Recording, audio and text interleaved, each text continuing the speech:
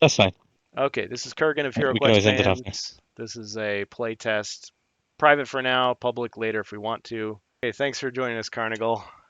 Carnigal, ladies Yeah, and have a good gentlemen. one. The man, the myth, the legend. Good luck in your Lego quest. Yeah, we'll We'll let you know how yeah, it I've goes. got I've got some time 'cause, I got to decide before the end of the year, but it gives me some time to figure things out. Cool. Okay, well, Take it Ribby, easy. see ya, man. Yeah, so Ribby has got Orc Quest, and all these guys have been convincing me that I need to learn Orc Quest. So I finally opened the box. It's just been sitting on my bed for all this time, and I was not part of the crowdfunding. I didn't pre-order anything. It was like 200 bucks. I figured, let's go for it. So you're gonna teach me, and I'm like Mhm. 26 pages into the book. So yeah, go ahead with your spiel there. Okay, yeah, we got a lot to cover or to try to cover in a couple hours here. So we'll go over what's on the table here, and I'll move the camera a little bit. Obviously, we've got our game map, and this is what we're going to be playing through. We've got our enemy sheets here, which kind of dictate our Yeah, enemy I've seen those. stats and their abilities and things like that. And we'll talk about that in a little bit. We've got our two what are called our reserves. We've got our main reserve of enemy tokens and a secondary reserve, and this is dictated. Setting these up is dictated by the quest book itself. So these are obviously they're all the same. They're all mixed up, and so we don't know what's going to end up spawning where out on the map here. I'm getting a lot of And we got our Discord. minis. Saw that there was a quick reference sheet in there. Just lost your camera Yeah. there. Oh yeah. Let me re-engage here.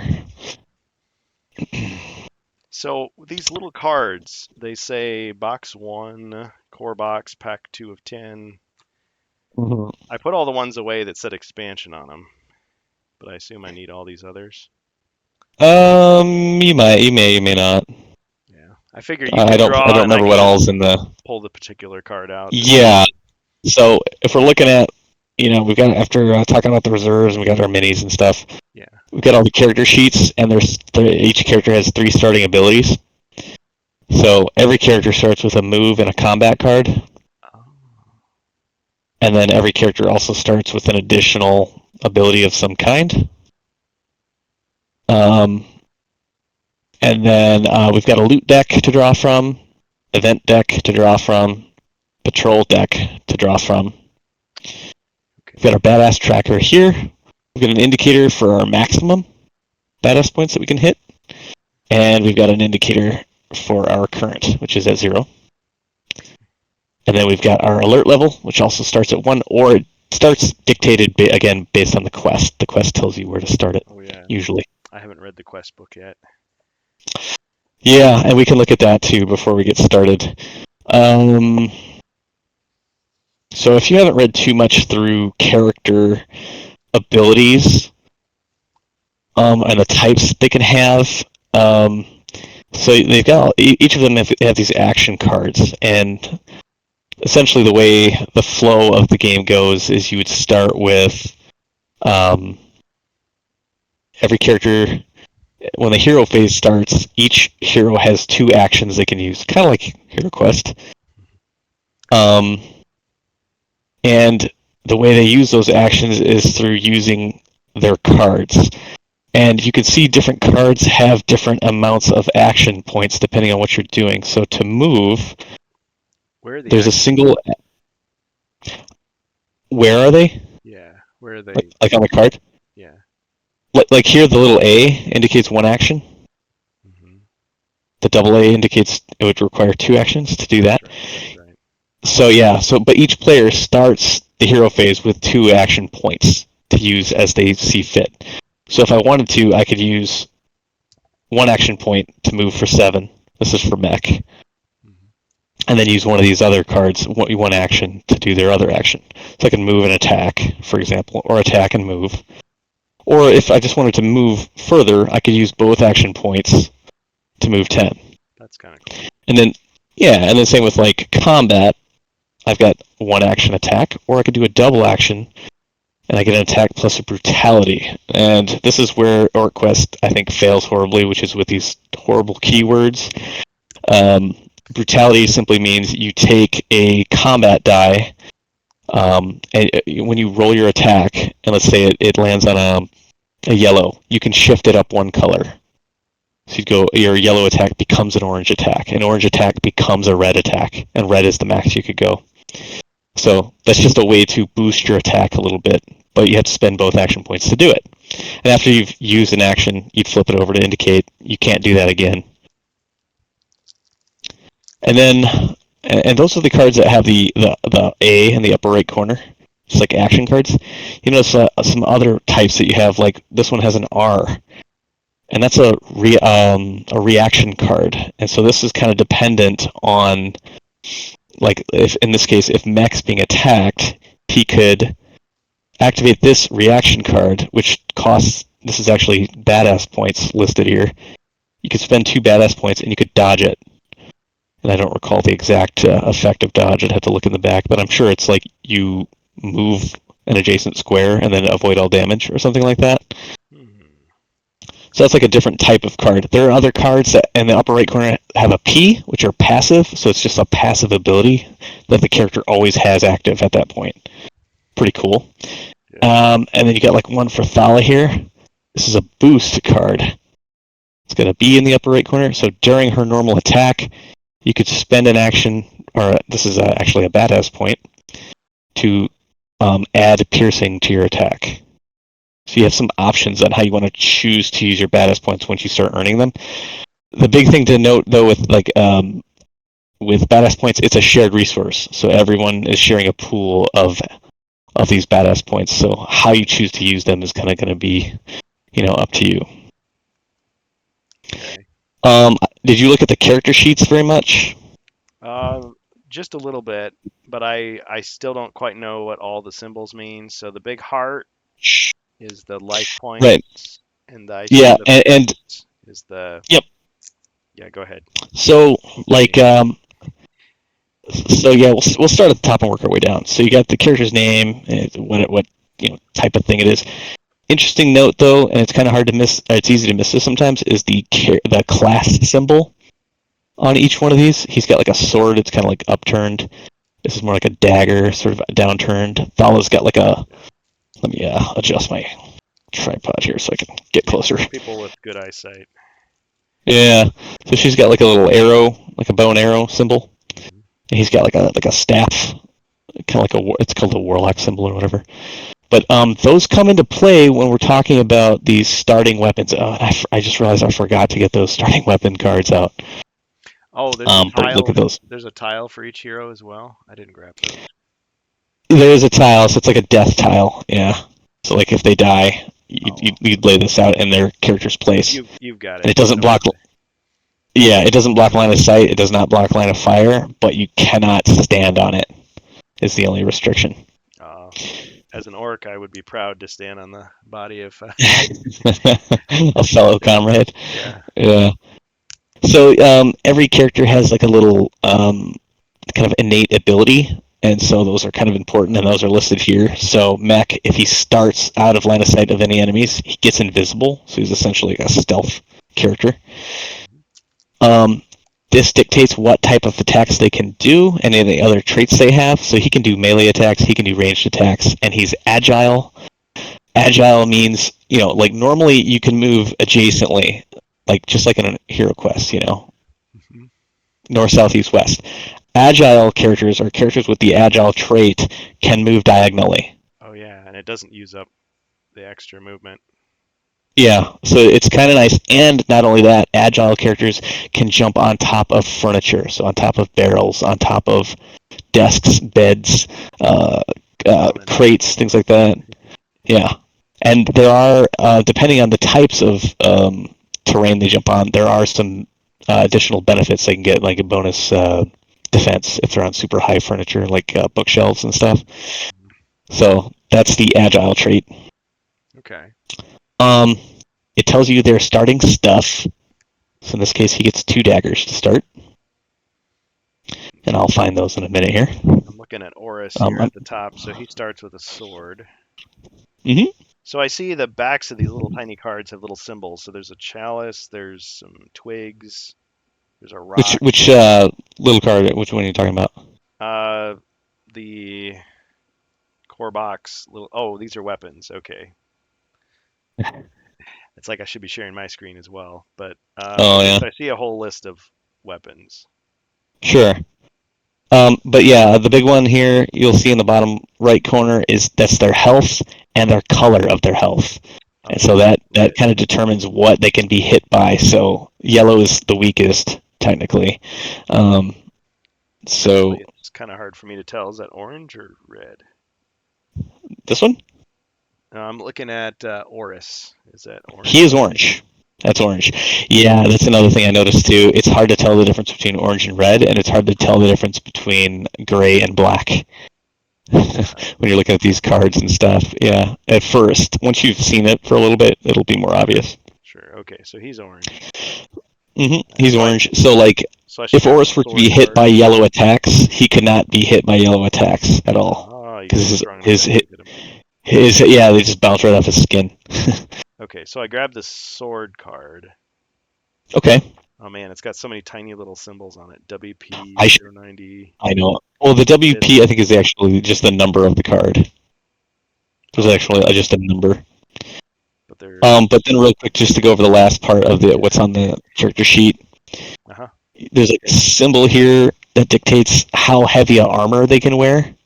So every armor types have different weights to them. He could wear it, like in the case of mech, he could wear a max of 2 weight armor, whereas Oris has like a 4. So studded armor is 3 weight. So that would be like Thala. She can wear a 3. Okay. So that would be like something she would wear. I think leather. You could have mech wear leather. Yeah, Chainmail is 4. I see. that'd be like Oris. Yeah. Oh, you get the Harry Potter wand. That's cool. So then the middle symbol is their max weight they can carry in their hands. So different weapons have different weights. For mech, it's going to be for mech it's going to be daggers, hatchets, things like that. And then the last little pack symbol is what they can carry in their inventory beyond. Capacity. Yeah. Yep. So it's not infinite like Hero Quest. There's a little more to it. And the first couple playthroughs I did this, I had people carrying things that they weren't technically able to. So. Yeah. Yeah. So like Oris, he does not have range the way Mech had it listed here. So he can never do any kind of ranged attacks. Oh, ever. He's a barbarian. Never. He's literally just a grunt man. And he's got this smashing trait. What that means, he cannot open doors. He can only smash through them, which is kind of funny. It's a lot less subtle. And also, if he walks into any furniture or anything like that, barrels, breaks it. Yeah, he breaks it and gets resources for it, which is kind of cool. Let's see what else here. We'll go through the others. Tasmanian devil from. Yeah, exactly. He just goes into a hurricane mode and just Mandar, he starts with the staff. He does magic attacks only, and he's immune to alteration type spells, and those are listed in the back of the rulebook. His weakness is and you can see thing for DD, Dexter's sister. Right, I'll keep these comments to myself, or we're never gonna. No, it's good. It's good flavor. Mandar. And you can see he's got this ability where the first time he comes into adjacency with somebody, he rolls a badass die, and if they roll that symbol, they become terrified because Mandar's just ugly and freakish. So he's pretty funny. Good love. And an interesting note about attacks in this game, I don't know how far you've read in, but there's a difference between line of sight and line of fire. Yeah, I remember that part. Yeah, so line of sight is not broken by characters. Mm-hmm. So, Mandar can stand behind some of these other guys and launch magic attacks. Magic attacks use line of sight. Whereas Thala would fire physical, like arrows and stuff. Right, magic is line of sight, and is restricted by line of sight rules. But ranged attacks, like bow and arrows, crossbows, things like that, thrown hatchets, things like that, are restricted by line of fire, which are blocked by characters and things like that. I see what you guys are talking about now. Yeah. Yeah, a little bit different. And then her ability, though, if you'll notice, heroes at range 1, which basically means people next to her do not block her line of fire. So if she's standing right behind Oris or somebody else, she could shoot right through them. Right Kind of through cool. his elbow or something. Yeah, but notice she does not have melee listed, so she can never shoot at melee. Okay. But she's also agile, so she can move diagonally and jump up on furniture and stuff. So, pretty cool. Yeah. So I don't know where to start here as far as So quest 1, we're gonna have 4 characters, 2 for you, 2 for me. Yeah. Pretty much. And we'll read through the objective here. I mean, the objective basically, there's 3 primary rooms, or actually 4 technically. There's this room here, and we're starting here. This one here, we're going to do an exploration, find out where stuff spawns, kill everything. This one here, we got to kill everything in there. This field, this wheat field, we also have to spawn that and kill everything in there and kill everything in this room and then get out. That's the whole objective of this first mission. Optionally, the peasants or whatever of this little village have a witch locked in this dungeon room here, represented by this token, which I actually have a little mini from a different game. 3D terrain. Yeah, I started to print and already paint my little. Look at that. Yeah. But optionally, we can kill this witch and get a relic card, which is like a special piece of loot. Right? Guessing. Yeah, there's a. Well, you can see it's listed in the quest book. The name of the witch is Isabella, and you can see her stats. There's no actual named enemy card for her for me to pull out. It's just listed in the book, and that is the item we can get, the blue eye of Isabella. Doesn't sound like much of a witch. Shouldn't it be like Grisabella or Grisbella or Grimdead or something? I don't know. Yeah, something like that. Okay. And like I was saying earlier, we got this main reserve of tokens for spawning enemies, and this secondary. That is dictated by the quest book here. So this is where this stuff comes from. But unlike the quest, we're not spoiling it because we're all seeing it. We all see it. Yeah, we're all co-op. Yeah. This dictates the patrol level, and it's based on the current alert level. So we start off in the yellow here. These first 5 spots are yellow. If we get to 6, we go orange. If we get up to red, it gets worse and worse. We lose if we get all the way to the end, right? Yeah, if you hit if you hit the 15th spot, then the game's over. Or that round's over. Before that. But as those levels go up, the patrols get tougher as they spawn. And again, there's only one patrol. It's a blue patrol. There's only one max patrol on the board at a time, and you can kind of see the pathway where they come in here. And this is the path they'll take, unless some card dictates otherwise. I can imagine some people being so good that they're deliberately increasing it so they can get even more. I don't know. You could farm some badass points, for example.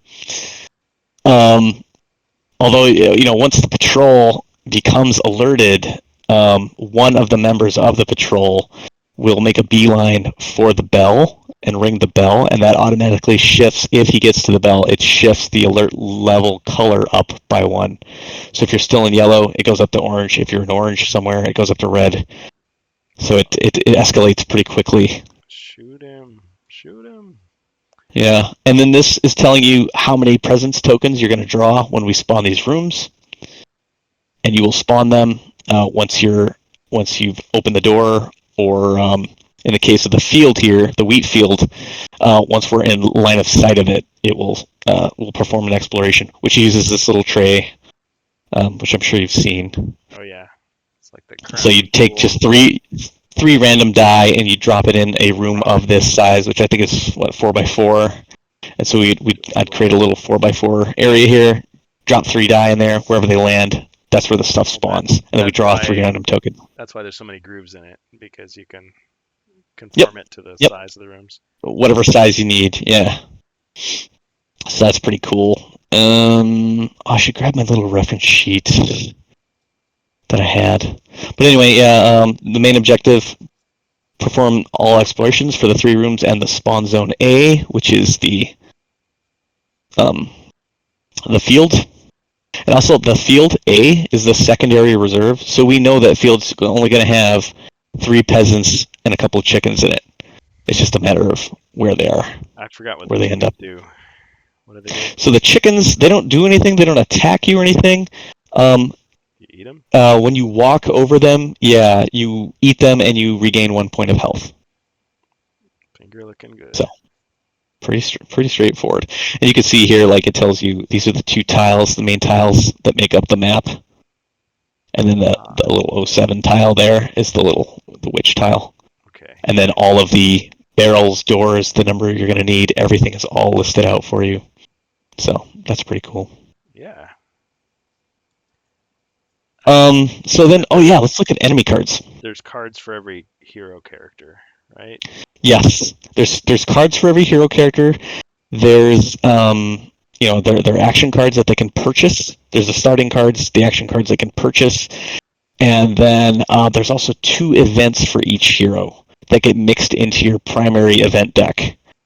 So whatever heroes you're using, you're going to add their event cards into the event deck, and I've already done that here. So there's 20 base cards, and then 2 per hero, so there's 28 cards in there total. Okay, I'm kind of like And then these are them as we're speaking. Oh, sure. Oh yeah, let's look at the enemy cards. These are kind of important. Okay. I can get rid of the glare. So you'll notice it's just got the across the bottom. It's got their health, the color of their health. So yeah, yellow 3 health.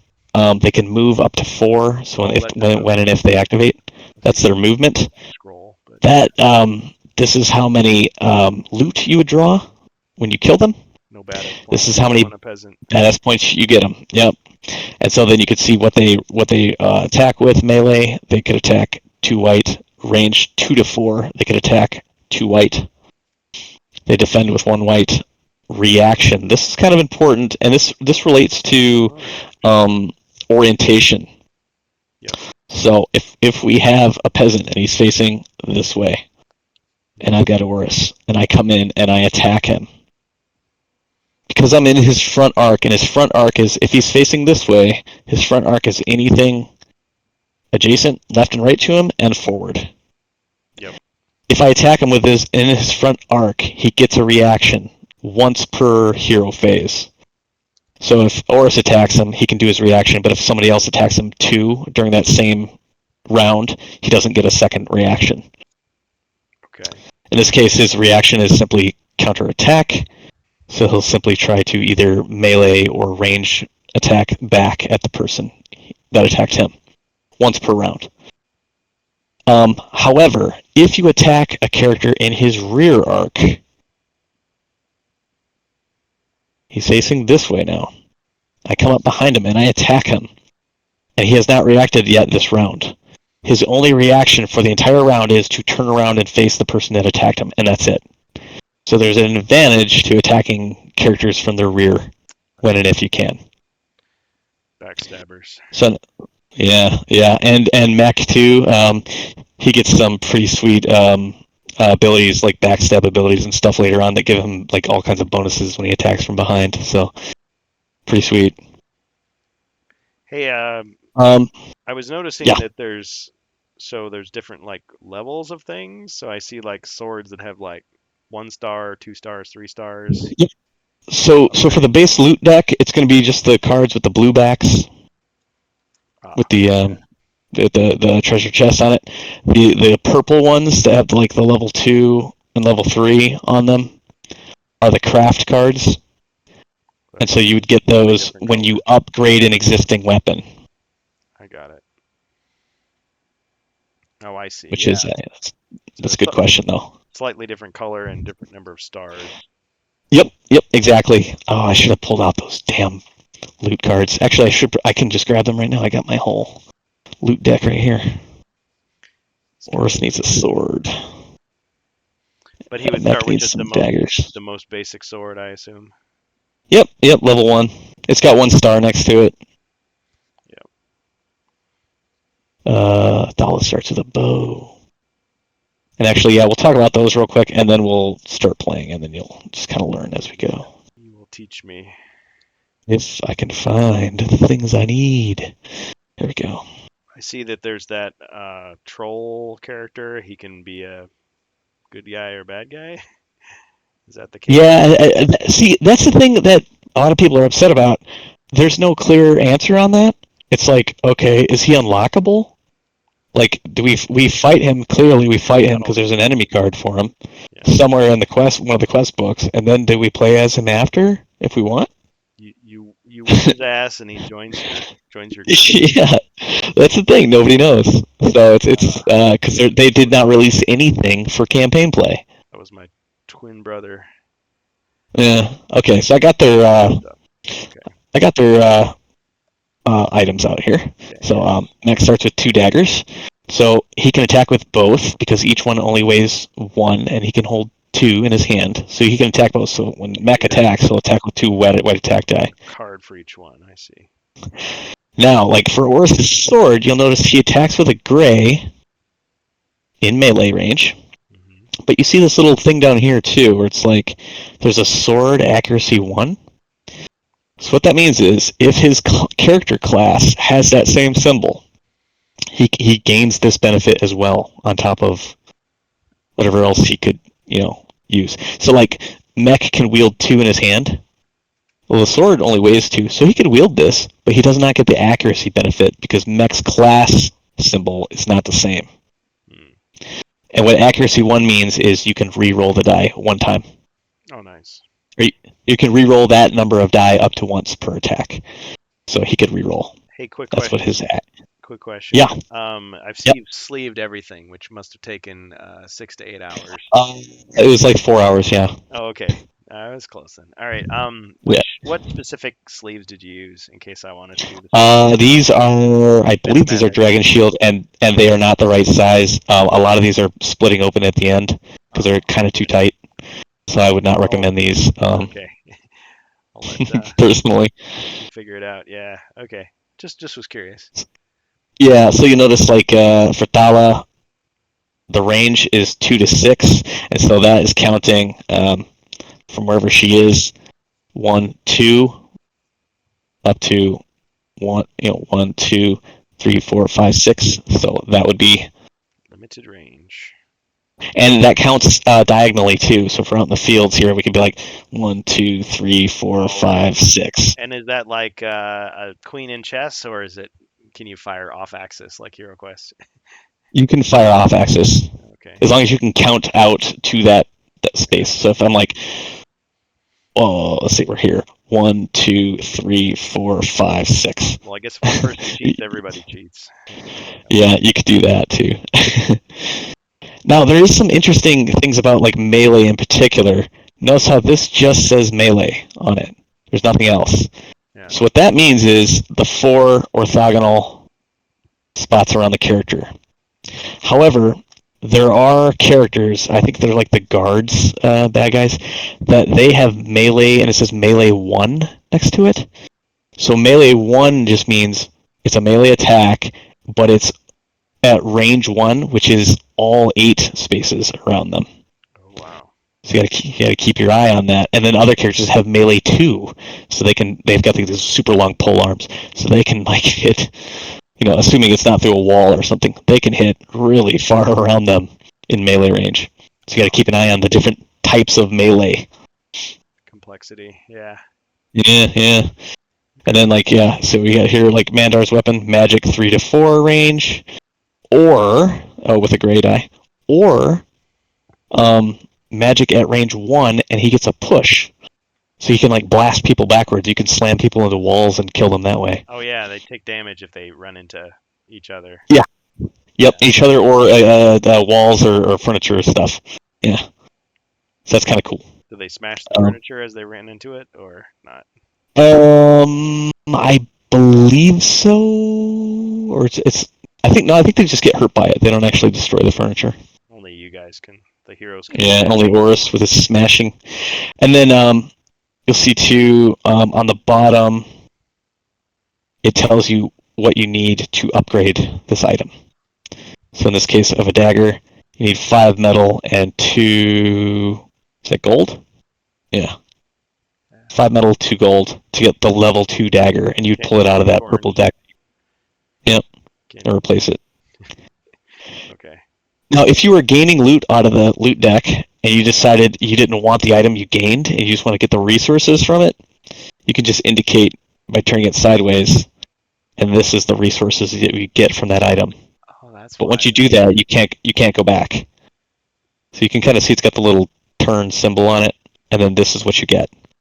And so there's metal, leather, gold, and wood, I believe, are the 4 resources you can get.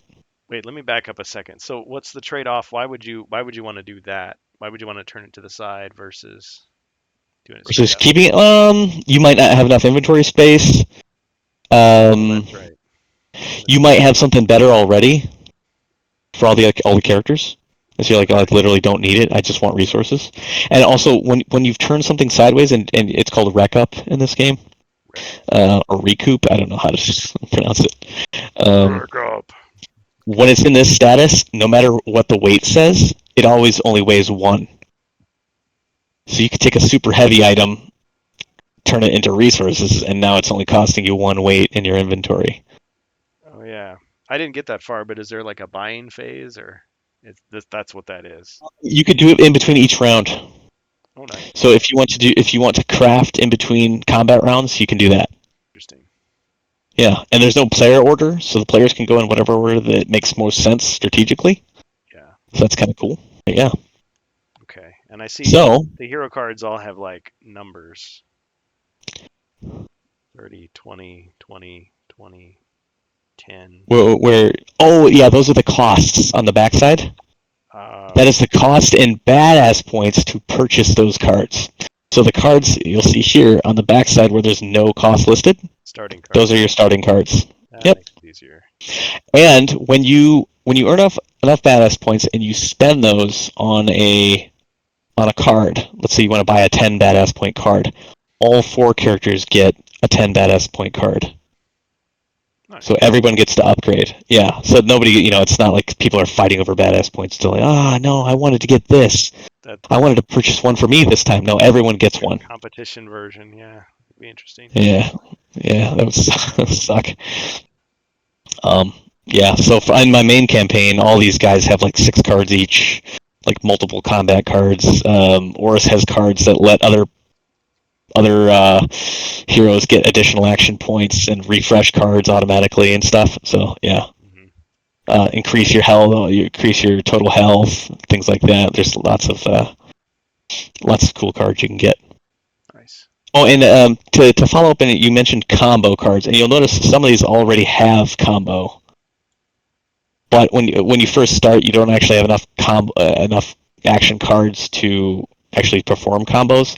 But the way combos combo cards work is if you spend your first 2 combo cards, or I'm sorry, first 2 action cards, and they both result in dealing damage to the enemy, you can perform a combo 1, the non-enhanced version, so you can't do the double action point version. Just the non-enhanced version, you can perform it for free. No action point cost, no badass point cost.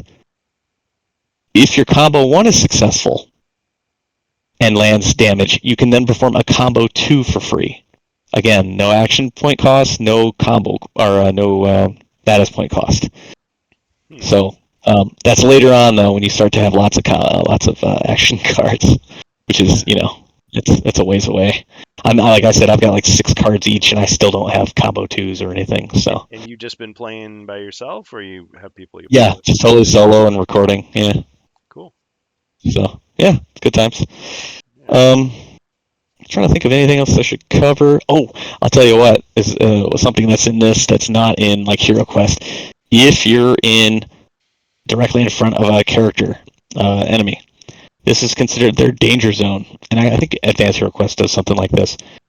You cannot move out of that spot without taking some damage. Yeah, you and Jacer were talking about this, I think, at various points. It's like 2 automatic damage. Yeah. HeroScape has that as well. You try to run away and you get nailed. You can't do it. Yeah. So no matter what, once you're in front of somebody, you gotta kill them. Or try to, you could maybe use like Mandar's push attack on his staff to try and push him away or something. But yeah, so there's that danger zone you got to deal with, which Well, and it's kind of automatic sucks. But damage, so it's not like you can, oh, I'll sacrifice myself so that somebody else can hit this guy. It's like, nope, you just right, two you automatic just take it. damage. Ah, crap. Right. Don't run. Now here's a question for you, and this is something I don't have an answer for because there's no errata or frequently asked question. If I'm already in front of this character, I'm in his danger zone. Hmm. Heroes can move through each other. If I move through him like this, do I take damage automatically? Yep, you're screwed. I went through his danger zone. Or because I you were don't know. occupying the square, it's Yeah, I'm already there occupying, I so could do I see take I it? could I don't see know. either one. Yeah, take it to I've a been playing it as you do, but yeah, I would love an official because clarification on that. you can't rest in that square. You Yeah, can stop there. So you could, yeah, you could see it either way. Totally. yeah, See what you're saying. so it's up in the air. So I don't know if you want us to just start playing a few rounds and Sure. we'll go through it and I see what I, happens. I kind of don't like that these cards are so small, but on the other hand, if they made them bigger, man, the Oh box would be yeah, even it's more it's huge. table. Once I've got all my cards and all the equipment and stuff I have laid out, it's like half the table. Yeah, I've just got my It's little card table that I normally stream on, and I've just got the little core cards, the hero cards, the dice, and the book, and it's just about covered the entire table. Yeah, it'll make you cry. I've got like a almost 5 foot by 5 foot table, and it just gets covered. Yeah, this would be fun to play at like Gen Con or at a game shop Oh, with a absolutely. Yeah, sympathetic audience. Yeah, tactile, right? yeah, for sure. Well, yeah, having all these little things. I mean, yeah, this is like a dream game for so many people, but I'm kind of overwhelmed by it. But It's it, very it overwhelming. Yeah, at first. it's feeling a little bit more manageable with your explanation, so I appreciate that. I read through the rule book I think 3 times. The first time I entered this room, did the exploration, and rolled an attack die, I like looked at it and I just brain freezed. I was like, wait, what does this mean? How do I calculate what's higher than what? I was lost. I had to like read back through the whole thing again, but Like you do it a Zargon few or times and it starts to make sense. yeah, yeah. So Gorbag, is he like the mentor of this universe, pretty much? I think so. Yeah, something like that. Yeah.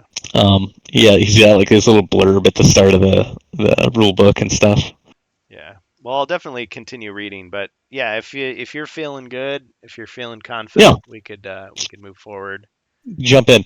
So, obviously we've got to watch out for this patrol path because as soon as any patrol member becomes aware of us, sees us in their line of sight, they're running for the bell, attempting to ring it. So, Yeah. the way I've played this one a few times now. It's turning into my trial quest for a request. The way I've done it is I've come in through this back door here. Also, any kind of thing that's not enclosed in like a room here, like the field. Once we're in the line of sight of it, that's when we perform the exploration of it and spawn the enemies. So that is good to know. Oh, terrain matters in this a lot more. Notice how there's these tree trunks and like these dark areas around them. Yeah. If you enter one of those squares and you're not in line of sight of any enemy on the board, you gain invisible. So if Right. once you're like in the shadow of a tree and an enemy comes by that might have seen you, they won't see you because you're invisible. Oh yeah. It's like Thief the So that's Dark kind of Knight. nice. Right. So it's like if I were to go here and now I'm in line of sight of this field, I would spawn the field, but Oris is in the trees, so he's invisible until he moves away and then he loses it. Same with like the pond here, Hmm. which costs 2 movement points to go into. But if you're in the pond and you get in there and you're not in line of sight of any enemies, you gain invisible there too. But it takes 2 movement points to move through each square of water. So terrain matters a little more here. Hmm. Like if you're in a field, that's another type that's called out in the rulebook. You gain +1 white defense die against any physical ranged attacks. So there's Okay. lots of little quirks like that. again, at first it's a little overwhelming, but you'll catch on, you know. Yep. I'm trying to think of anything else. Yeah, I usually come through this back door, perform the exploration, try to slaughter everything as quick as I can because the enemies can flee, depending on what their activation die does, and they could go flaying out this way, which is going to spawn more enemies, and chain reaction. So usually what I try to do is get in the door, start killing stuff, and then maybe get a couple other heroes over to this door to block it, so they can't get out. Hey, Ruby, have you ever played a game called Dead of Winter, by the way? No, doesn't sound familiar. Oh, okay. Because there's some aspects of this game that are making me have flashbacks to Dead of Winter. Even the design of the dice. I wonder if Monolith had anything to do with that game. I can look it up later. Interesting. But I maybe. yeah, because Well, I doubt it a lot because of. Monolith didn't design this game. Oh, they didn't. They took it over from the failed Kickstarter from before. It Oh, was a different company. I don't know the whole history. Yeah. It was originally a company called Maze Games that did this, and that Kickstarter failed. It was kind of dead in the water, and then Monolith took it over and rescued it. Oh, well, that's cool they did that. So Dead of Winter is a Crossroads game, but who made it? Jonathan Gilmour, Isaac Vega. Maybe no connection. I mean, games inspire one another, I suppose. Yeah. Flash. So I don't know which characters you'd like. I'm totally gonna let you take the reins. So you tell me what I should do, and we'll just go through it. This is Okay, like I will take. playing with your kid brother, Quest 1. All right, I'll take Mech and Thala. Okay. So you can take Oris and Mandar, the brute and the spellcaster. Yes. Sounds like a good combo. Okay, so And I've got we'll go from there. for those two guys. So I've got the move combo 1 and combo 2 for Oris and the sword. Mandor. We don't have any combo twos. You have a combat and a charge. Or combo 1 and other combo 1. They're both combo ones. Yeah. Okay, but I mean, I took the cards that didn't have any cost on them. Yeah, that's fine. There should be 3 for each character. Whoops, and I forgot the weapons. Okay. Sword for Oris and staff for Mandar. Looking for that weapons deck. I've already lost it. Oh, the equipment. Here we go. Mm-hmm. It's in there somewhere. It's a thick deck when you sleeve it. Yes. Okay, so staff. Okay, and I won't worry about your stuff because you've got it covered. You got it handled. Just a couple daggers and a bow. And again, there's like another example here, which I'll put on the screen. So for like Thala, anybody that could usually shoot ranged would shoot 2 to 6 with a gray die.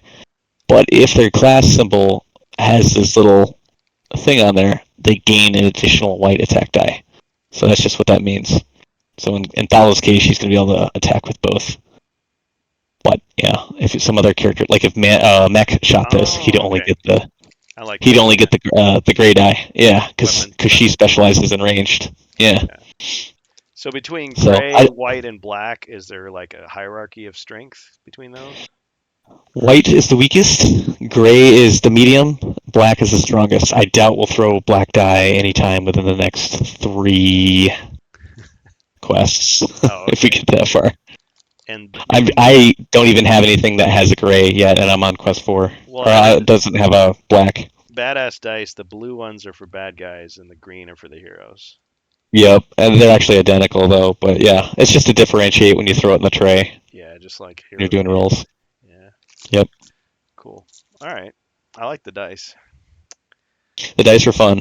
Yeah, there's a lot of them. Okay. All right. So the only thing we can't do on the mentor bot is the room explorations. So I'll roll those in the tray here on the table. Yeah, you would have to have for these guys. Yeah, so you're gonna contact Monolith Games and volunteer to do the OrcQuest companion app, right? And you're gonna absolutely. Retire. I thought about it already because as fun as the crafting and stuff sounds in this game, it's actually a huge pain in the ass because you've got just a massive amount of equipment cards and stuff, and like loot cards you've gained, and you're in between quests, and it's kind of a shared resource, and you're trying to figure out how many wood do I need, and then how many gold, and then wait, what do I have? Well, he's got 2 wood, and he's got 4 gold. Wait, what? And it was just, it sounds fun. Yeah. It's a pain. An app would really help streamline that a lot. You just like plug in, here's what I have, okay, here's what I can upgrade. Yep. And here's what I'll have left over when I'm done. You notice how I convinced you to do this. So it's like, this is the ideal way to play the game. Somebody else who knows what they're doing, who can just like organize down and do everything, guide you through it, like do the thing. Okay, I did the thing. Good job. So, Someday. yeah, so you got Horus and Mandar. I don't know if you wanted to lead off and smash through the first room. Well, doesn't my guy have me first? Horus has. He does. That just means if he lands on a square with another character, he can move that character. Oh, we can push. Well, not push He them, can but shove people aside. no, Yeah, literally just shove them aside. Yeah. Not even gently. Just get the hell out of my way. Okay. Well, sure. I guess if you're giving me the privilege of going first, Might as well. let's get some orcs killed. Okay. So in that case, you would be activating, I assume, your move card Yeah. for the single action point. The longest journey begins with a single step. Is that focusing? No. 6 squares seems like a lot. So I'm heading towards the room. Is there any reason to explore around before we go in? Not really. Can't chop the trees. There's not much. Jumps down. Yeah, there's no like hidden treasure searches or anything like that in this game. Yeah, it's just to run around. Yep. Okay, so once we see a patrol, we just kill them right away. Yeah, or try to avoid them, depending on where they spawn and where we're at. Now that object to the from where our heroes are facing forward, so to the west, is that a door to the outside? This is a door. This is a door. Yeah, that's a door. This is a double door. Yeah, but what's that thing on the edge of the board, at the top of the board? Here? Yeah. This is the patrol exit. Oh. So there's a blue patrol entrance. That makes sense now. You follow this path, and then they exit here. And that, again, is dictated by the quest book. Okay. You can see that blue highlighted path there. That's the path they follow. We're going to send Horus over there. We're going to smash the exit point to cut off their escape. You can't do that. Okay. That's not the rules. I'm altering the rules. Okay, yeah, send me forward. 6 squares. Smash! So as soon as we enter a room, we got to do our exploration. Okay. Oh, I should find a See, damaged door tile. Do the fun part. Yeah. There's like a smashed door tile somewhere. And you could add this sound effect. Oh, smash! Yeah. The only difference between a smashed door and just opening a door, which Horus can't do, is you can close doors in this game after they've been opened. We'll just use an open door tile, though. You could kick the door open to push everybody that's hiding behind the door, like forward. But I suppose they're not there yet, right? Or they could be there. They actually will suffer. They could be. And if you push them back, they will suffer damage as a result of smashing in. So we need a 4x4 spot on our tray. So this one's 3x4, so we'll just slide this up one. Well, so we took the first hour to talk about stuff, so... Yeah. All right. This room dictates, according to the quest book, there's 3 people in here. Three tiles. I love this idea, by the way. When I saw this thing? Yeah. It is cool. That whole idea. So basically you're supposed to just drop those in there, and this tells us where the enemies are. So there's one here, and one in the back corner. Can you turn it? Now what we're going to do... Can't quite see it. Sure. Oh, yeah. There we go. Okay, so that's where they landed. And if it's on the edge, whatever one it's closer to, that's what you put it to. Yep. And if it's like split perfectly, you choose. Okay. So, but this is where they're going to go. And so what we're going to do is grab from our primary reserve here and just put tokens on those spots. We're at the back door here. And when you threw the dice in there, it didn't matter what dice you threw, did it? No, it doesn't matter. Just as long as you have 3 dice. It's just a determined position. Now, yeah. Oh, this is up here. Oh, this is So, actually up so here. if we were streaming this, it would be nice to have like one camera is showing that box, and then the other Yes, one or showing yeah, the. that box or a dice tray. Well, I guess the Yeah. dice tray wouldn't matter. But that box, yeah. Oh yeah, because you always Preferably, show your when I movement. do my OrcQuest videos, I have an A roll on the board, a B roll on the cards, and a C roll on the dice tray slash the spawn area thing. Yeah, I admit I haven't watched any of those all the way through yet, so I How can't. dare you? Well, now you'll know what's going on, though. Yeah, it's like this guy is talking nonsense. Okay, Yeah. so now that we've placed the enemies, we flip the tokens, and it determines who's in there and what direction they're facing.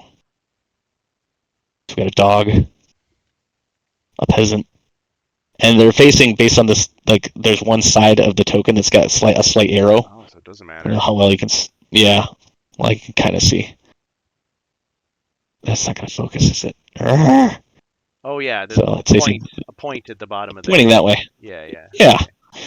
and so okay, so the peasants are facing this way, dogs facing this way, and so what we then do is replace the tokens with the actual minis. Okay, and those go back into the shuffle piles. They go into a discard pile until Discard. that pile runs out, and in which case you would then create a new pile Okay. for the main reserve.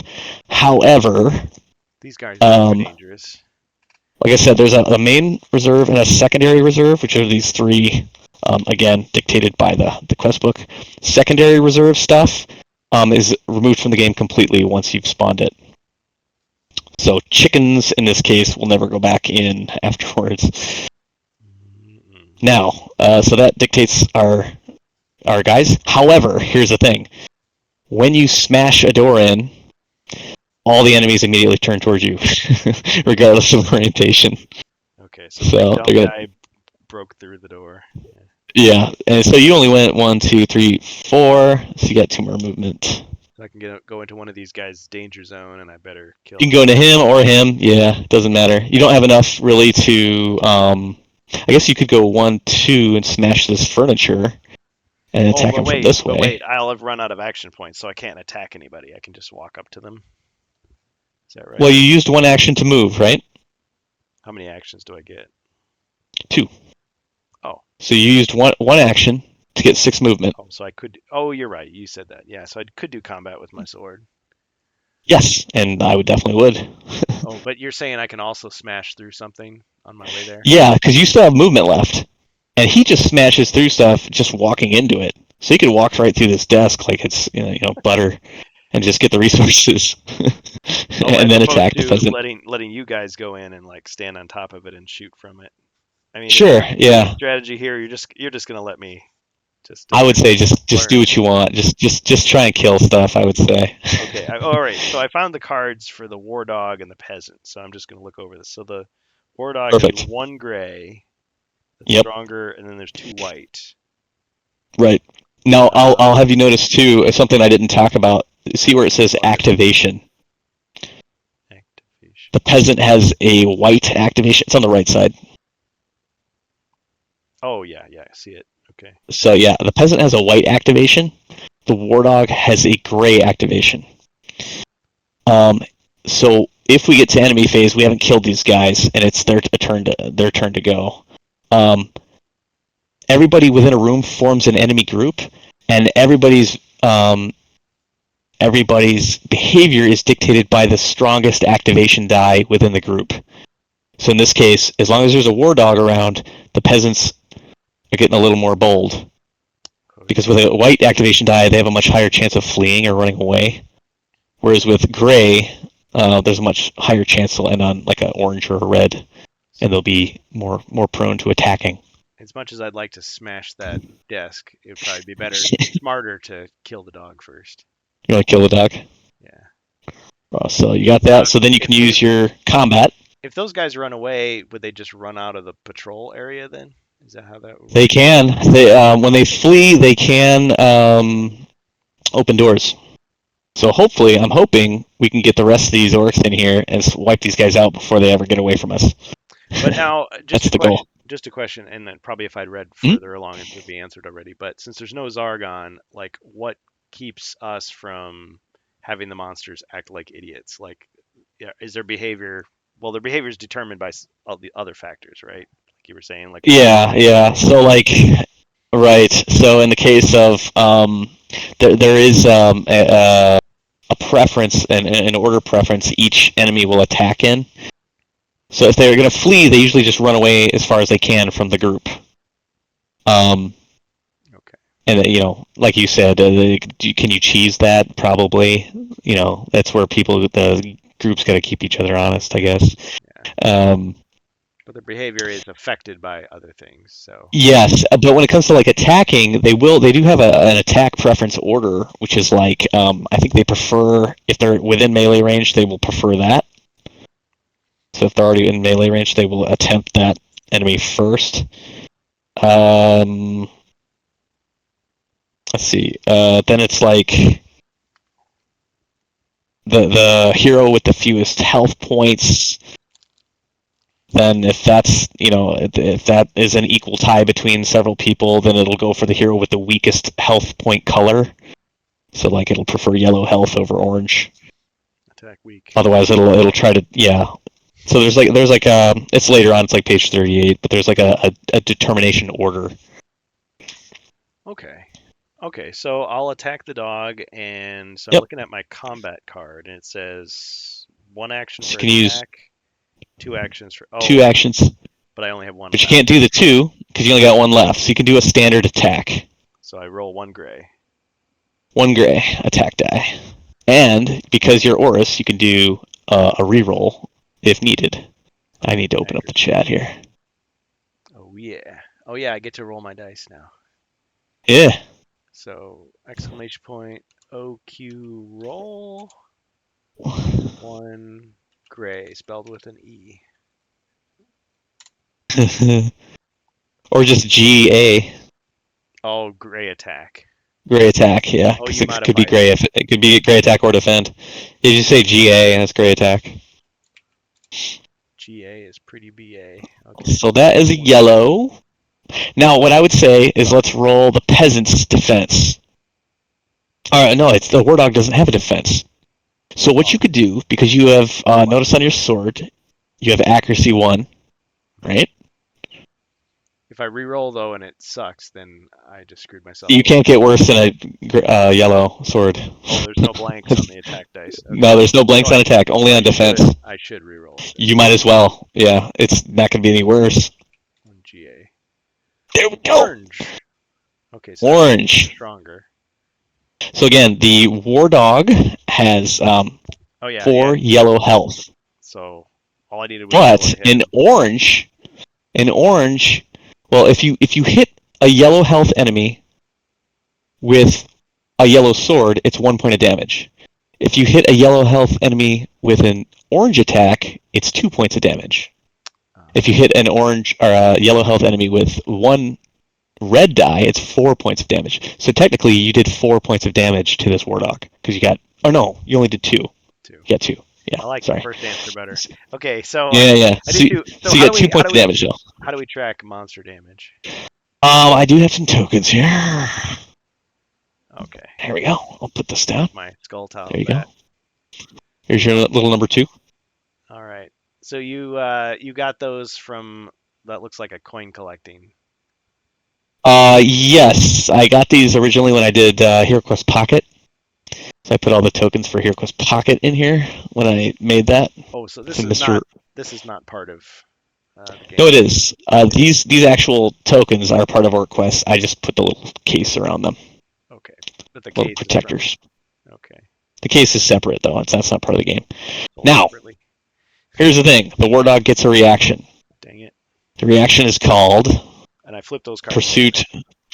Pursuit 4. Pursuit means enemy moves up to X squares, which in this case is up to 4 squares, towards the attacking hero and attacks them if range is sufficient. Where do you see that pursuit?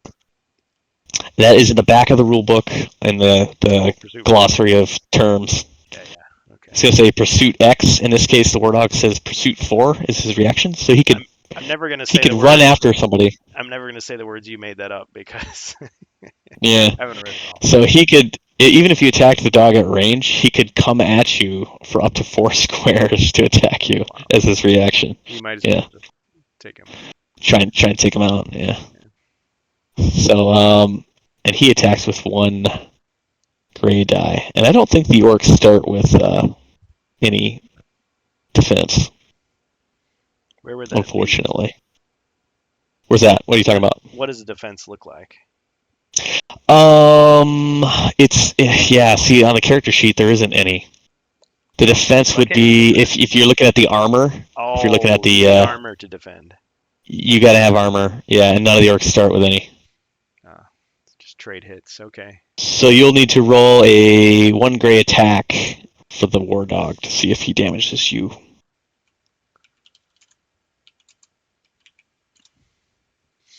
Yellow, ching! Right. Does not hit Oris, because Oris has orange health. He cannot be harmed by yellow attacks, because it's a lower level attack. Yep. So Oris is fine. Now, so we've resolved your attack, you're out of action points. We don't have any badass points to buy any additional action points for you, which you could do. And the reaction's all resolved, so now you would draw an event card as part of your, to finish off your turn.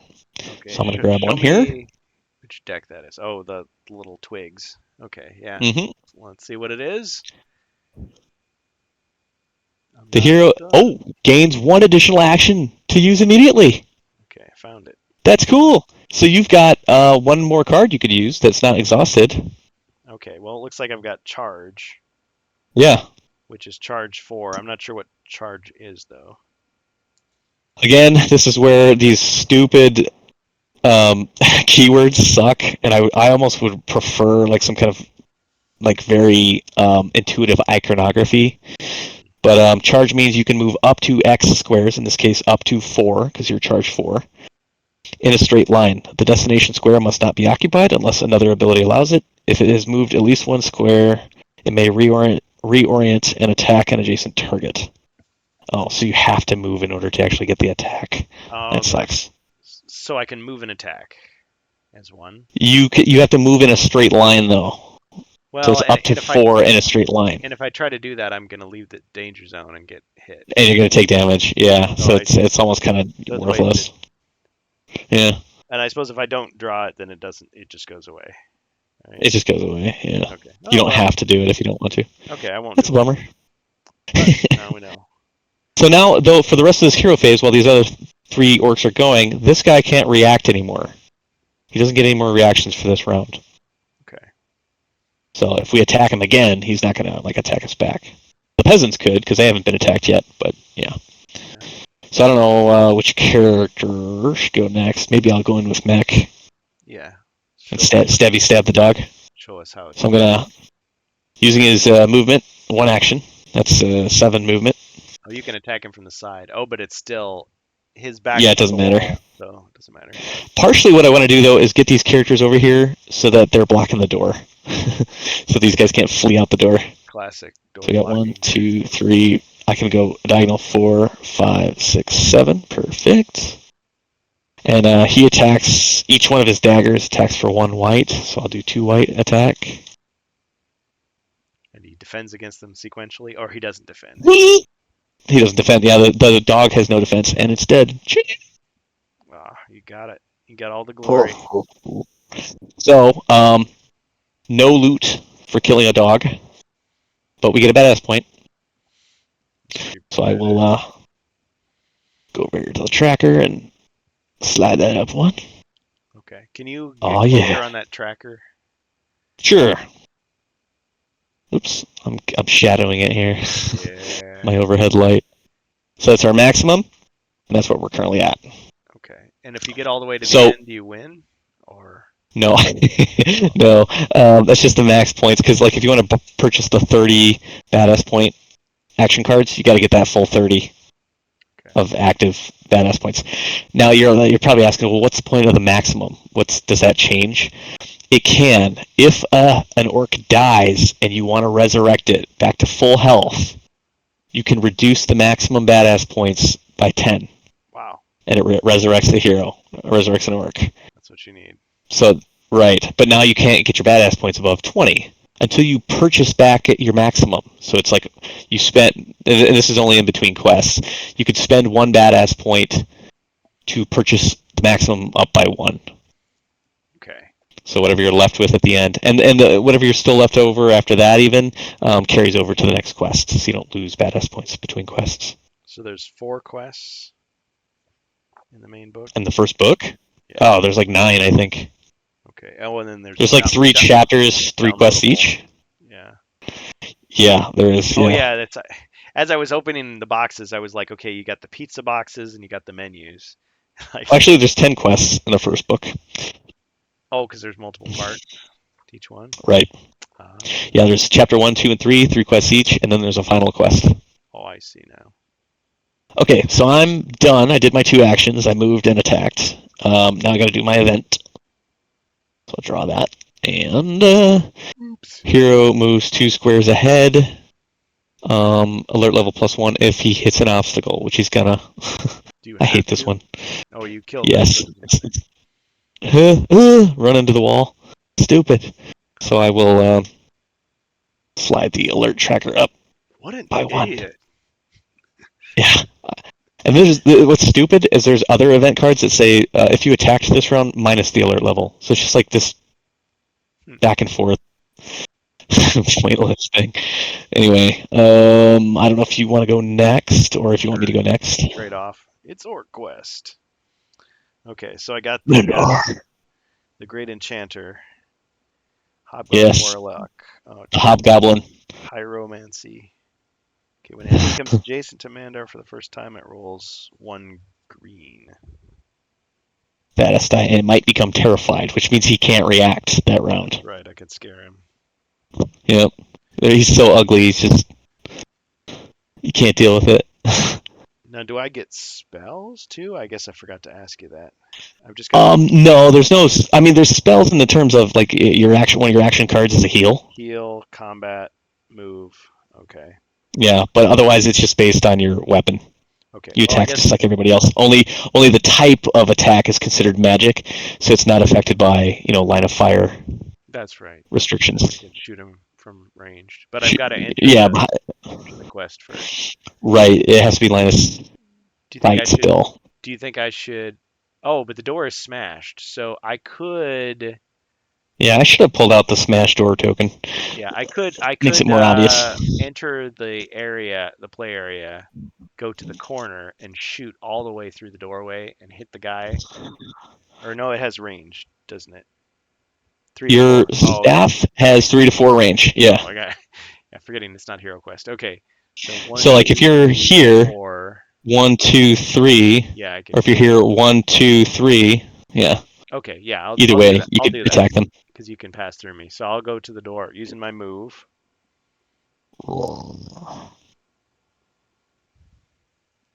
Guy. I'm like having flashbacks to Warcraft 2. He's like, bloodlust from. Well, I was showing you Ogre Magi. The Death Knight. They're like. Oh. Yeah. Yeah, the bloodlusted ogres. Those were the bane of my existence. Yeah. I'm not ready. So you could do what is shoot him with the 1 gray. Yeah, it says 1 gray and it's push 1. It's push 1 only if you're within range 1. See how it says magic 3 to 4 at the top or magic 1 push 1 at the bottom? Oh, it's one or the other. Okay, got it. Yeah, it's like an or. Well, it's not very clear. I mean the peasant, so I gotta have yellow, and they've got 3. Sure, let's shoot the one in the corner. Over here? Yep. Okay. Okay, so I'll roll my 1 gray. Yes. Big money. Oh, yeah. Very nice. And he gets a defense of 1 white. Listed here. Let's get a roll 1 white for him. Ooh, it's storming over here. Yeah, we're getting some light rain. I think the tornadoes have passed. Yeah, heading our way. Oh, man. Well, if you need to get to cover. No, I'm fine. 2nd story apartment and not much cover here. Gotta get in the bat. So yeah, he rolls 1 white defense. All right. So let's see what. Hopefully he doesn't get anything. The defense have blank sides on them, so it's very likely they could get nothing. Yeah. See, I could program all this into my stream deck too. Yeah. Do it wrong. Oh, defend. What White didn't it defend, like? White defend. Oh yeah. not defense. Or just WD. WD-40. Yeah. So it's a yellow, so he does not block it. So that's what, 2 points of damage on the peasant, right? Yeah, orange is 2 points. So he's almost dead. Yeah, he's getting there. He's wimping out. I don't know if I like that, but I guess in this game it's fine. You don't need as much room. You can just kind of like put the combat tokens around, showing damage. Yeah, if I wanted to, I could like pull out. I got those little mini dice, like Zeke was talking about. Oh yeah, They're super tiny, and you could just put one of those on the character. like Warhammer Quest. Well, Yeah. I suppose those bases are big enough. You could almost just like put it on top of the base too. Oh yeah, you could almost put a full size die on those. Yeah. Oh yeah, event for Mandar since he did his two actions. Unless you wanted to spend a badass point. No, there's really nothing you could do with a badass point. How would I? Actually, you know what's cool? This is something because we earned a badass point. Remember? It's his automatic. From killing the dog. What you can do is you can spend a badass point for an action, and it could be for either you on your turn or any other orc that's has an action card available that they spend an action on. So you can basically mix and match things mid combat. So I could give you a badass point to use. Do you have anything good? No, not really. When you first start off, you don't really have enough action cards to do anything useful. So should I just not do it? I just hang on to it. Yeah, let's just save badass points for now. Save for victory. Okay. Yeah, just because. Yeah, it's Okay, so I moved and I attacked. You attacked, and so those are your two actions. So that card is burned. I usually flip them over. If you watch my videos, you'll see me doing that. Flip that one over. So the only one he has left is the heal card, but that one requires an action and 2 badass points to actually perform it, and nobody needs to be healed anyway. So, okay. We'll do his event. We'll do Mender's event. So you always do an event. Yes, after each character. Choose 2 adjacent heroes, and each rolls a badass die. On a lightning bolt, the other hero suffers 1 automatic damage. Well, the only 2 adjacent heroes. Did you see that? Yeah. What? There's just fighting. So the only 2 adjacent are Oris and Mac.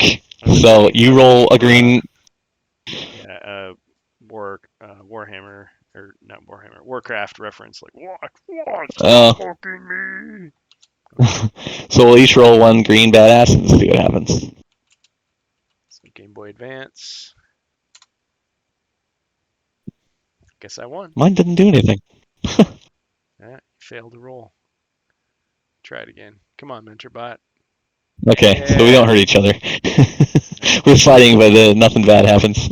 We just swung our arms and we did the Carl Weathers and Arnold Schwarzenegger. Yeah, you son of a bitch. All right. Okay, so I'm gonna move Thala. She's got 7. 1, 2, 3. She can move diagonally. She's agile. 4, 5, 6, 7. I'll try to help block this door off, but I don't know how that's gonna go. And I'll do an attack, which is range 2. This guy's in the corner, technically. I think. They're not agile, so they can't. Or was he here? Oh no, he's not here. Yeah, I don't want her to be there. I'll move here instead. Okay. Yeah. Because she needs at least range 2 to attack. And then we'll do combat card, which is she gets a gray and a white, which is pretty sweet. Yeah. I think I'll attack the wounded one. I'm picking off all your leftovers. I put a crack in it and you break it. So 2 yellows, and he gets defense.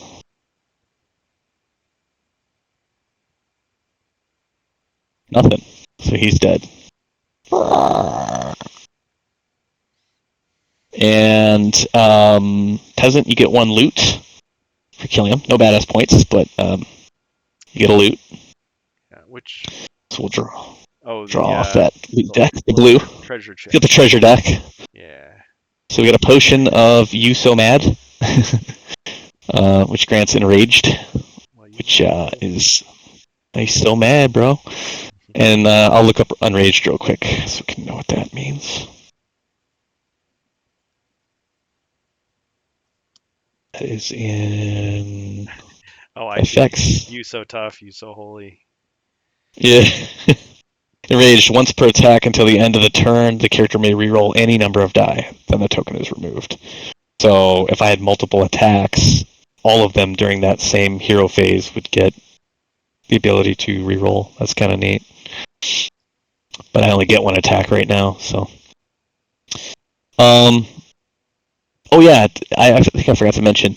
If at any point you reduce any enemy from full health to dead in a single attack, you get a bonus badass point on top of that. Nice. So as long as they've not taken any damage prior, and you reduce them all the way to dead in a single attack, you get a bonus badass point regardless. One shot him. Yeah, I like. Yep, I like one shot. little things. Yeah. So then we'll do Dalla's event. Yeah. So Like in her case, nothing happens. Relax. Yeah. So that's end of hero phase. All the heroes have gone. They've used up all their actions and everything. So then the next thing you would do is you go into patrol phase. So the first thing you do is draw off the patrol deck. So that was 1 turn, 30 minutes. Yep. This goes a lot quicker when you're actually just playing. Yeah. So we'll flip over. Now, what we're looking for here is there's a symbol in the upper left or right corner. If that symbol is there, we spawn a patrol at the entrance. But since it's not there, no patrol happens. And so nothing else happens with the patrol. Okay. But if there's any existing patrol on the pathway already, and we draw our patrol card, they would then follow these instructions. So the whole patrol would move forward 4 squares along the pathway dictated by the quest book. Yep. So patrol's good. Then once patrol's all done, we go into enemy phase, which enemy activation. In that case, there's only 1 enemy. Because there's no war dog, we don't activate with the gray die. We'll activate with the peasant's white die. So I'm going to roll a white attack die for him to determine his behavior. Ooh, orange. So orange is cowardice. You see that on his sheet? Oh, yeah, I see it. So orange is cowardice, and that means, I'll just read it so it's on the record. The enemy uses its movement points to move away from the nearest hero and performs an attack on that hero at the maximum of its range. It may move doors to move away from heroes. So in this case, I'm going to say he does not run out. Well, I guess he could. Who's the nearest hero? This guy? Dalla? One. I guess any of these 3 heroes are the same distance away because 1, 2, 1, 2, 1, 2 are all. Yeah, roll a die to see what a D3. I guess technically, I mean, it would be like, what's his movement? His movement is 4, as dictated by his sheet. So if we were being fair, what would we do? The nearest hero is one of these. We could say it's Dalla. His max range here would be like 1, 2, 3. Or if he goes out the door. I'm not sure if enemies... To open doors normally, it costs 1 point of movement. And it costs them a point of movement to close it again. Mm-hmm. I don't know if enemies use movement to open. I would think so. I'm going to say he just moves to that corner and, and shoots at Oh, who would he shoot at? He would shoot at the lowest health, I believe. I'm looking at page 38 in the book. The hero with the fewest health points. Because he has range, let's get range on this sheet, 2 to 4. Which I think means anybody in this room, 1, 2, 3, yeah, anybody in the room he could attack. But lowest health is technically Thala. So I guess he'll shoot at her. Alright. We'll roll with that. Once again, 2 white. Ching! She's got orange health, so no effect. Excellent. And that would end enemy phase because there's nothing else to activate. No other enemy groups or anything. But end of enemy phase. If any enemies are left alive, alert tracker goes up by 1. So we're at 3. Then we would reset our, I discard all my events off the character sheets. I put them on the character sheets so that I remember who did their events, and then I would reset all their cards that I've activated. And that just helps me keep track of who used what and when and blah blah blah. But And then it's back to us. But you have to buy the other abilities, so you just always have Yes. the same stuff. Okay. We've only got 1 badass point so far, which sucks. But Can you trade it weapons is what it with is. each other? Well, I guess you wouldn't. You can actually, yes. Prior to technically after enemy phase, there's what's called end of round phase or whatever it's called, end of turn phase, and yes, you can trade with other players, and you can craft. You can equip a different weapon. You can only ever have one. Well, I shouldn't say you can only have one weapon. You can have more than one weapon. Like Mech has dual daggers, but you can redo your equipment.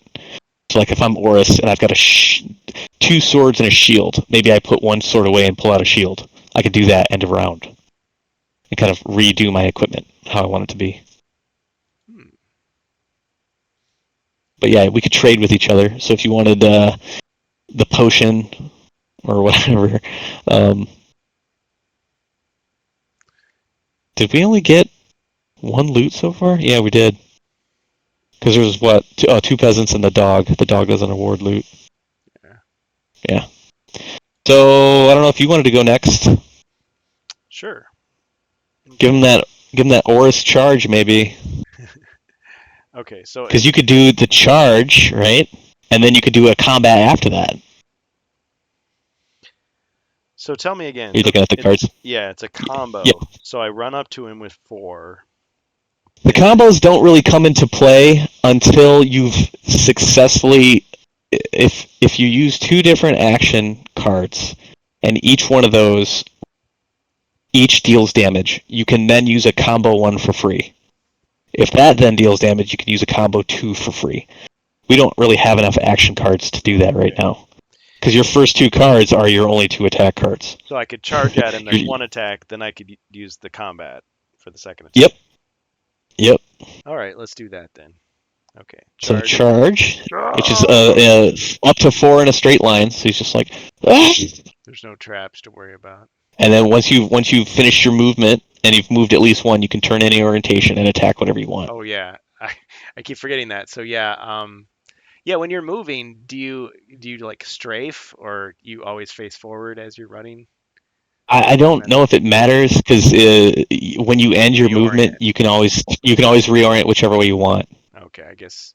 Unless some game effect like forces you to turn a certain way. I'm thinking of games where you have to use an action point to like turn yourself, but yeah, that's not required in this. Okay. Like when you finish your movement, no matter what kind of movement it is, you can always turn whichever way you want. That's easier. Okay. All right. So then, as part of his charge, he gets an attack. And that's just so that's like a combo move and attack. Yeah, it's pretty sweet. No. Okay. So 1 gray. Yep. Versus, and then the peasant will defend with, what does he defend with? 1 white. Yeah. Ah. Ching. Well, we gotta see what his defense is first. Yeah. How did you know? It's as if you programmed the thing. It's like, oh, that's gonna be a fail. Wait, what? I think the only way you can get a red attack result in this first quest is if you did the 2 action point combat, the attack plus the brutality, because that lets you shift whatever result you get up 1 color. So if you did attack plus brutality and rolled a orange, you could shift it to red. Okay, so he had no defense. Nice. So damaged him. That's 2 points of damage on the 1 left. peasant, but the peasant does get a reaction because you're within his front arc. Yeah. So he would turn towards you and attack back with And I get no 2 white. hardy peasants. I hate the reactions. I always try to attack everything from behind whenever I can. Sometimes you can't do it in a room because they're already facing you. I'm like waiting for you to roll. Oh yeah, we get some lightning going on here. Oh yeah, I'm sorry. I could do it too. No, I'll do it. Probably should. Yeah, you There's roll no game master here. Ooh. So he. No, you wanted to roll to attack. Oh. He's counterattacking you. Shield bashing me. Okay, so. Yeah, smacking the hell out of you. Okay. Still learning. 2 white attack. I know it's kind of awkward. I wish there was a better way I could do it. So the yellow bounces off your skin, but the orange will hit you. So he hits. So Oris will take a point of damage. Yeah.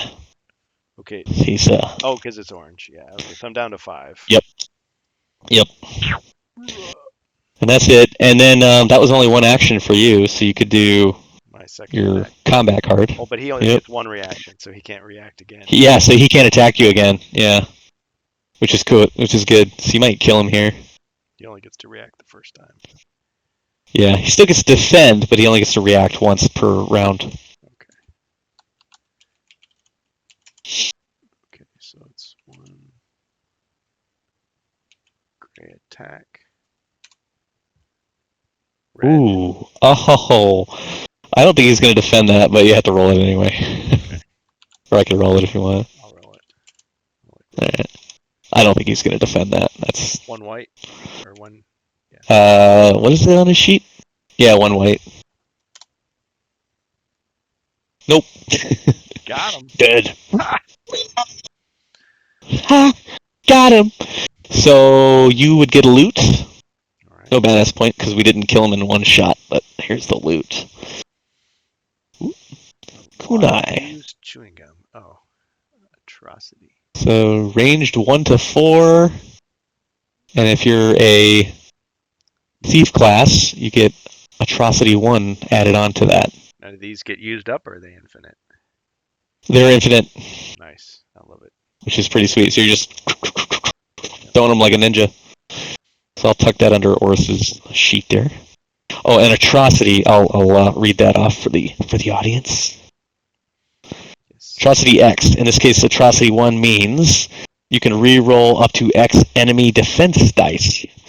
So if they got some good defenses, you might want to re-roll those and get lesser. So you can re-roll 1 enemy defense die if you're attacking with this and you're the thief class. So basically mech in this case. I think there are other thief classes in the game that are like part of the character expansions. Okay, that kunai is the level 1 weapon? Yeah.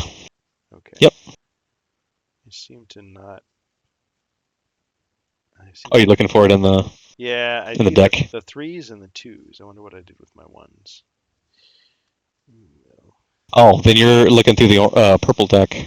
You want to look through the blue one. Blue. You don't have it? Oh, there it is. Oh, yeah, I was looking on the weapon. Yeah, that's the craft, upgraded stuff. Yeah. This is the original. Okay. The upgrade. Got it. All right. So that's it for Oris. Did his 2 actions. Killed a dude. Yep. Oh, we gotta do his event. Nothing. He's good. So now it becomes this question of what do we want to do. Because Mech has started his turn, with no enemies in line of sight, he is invisible, technically. And I think when you're invisible, you can actually go through doors without opening them. Let me double check the book. Tangible. I'm like 99% sure. Invisible. The hero becomes untargetable and does not alert enemies when they enter their line of sight. If a hero attacks, enters an enemy's danger zone, or is within flare range, they lose invisible. An invisible hero may pass through doors without opening, but they risk being spotted. However, an exploration must still be performed before passing through the door. Yeah.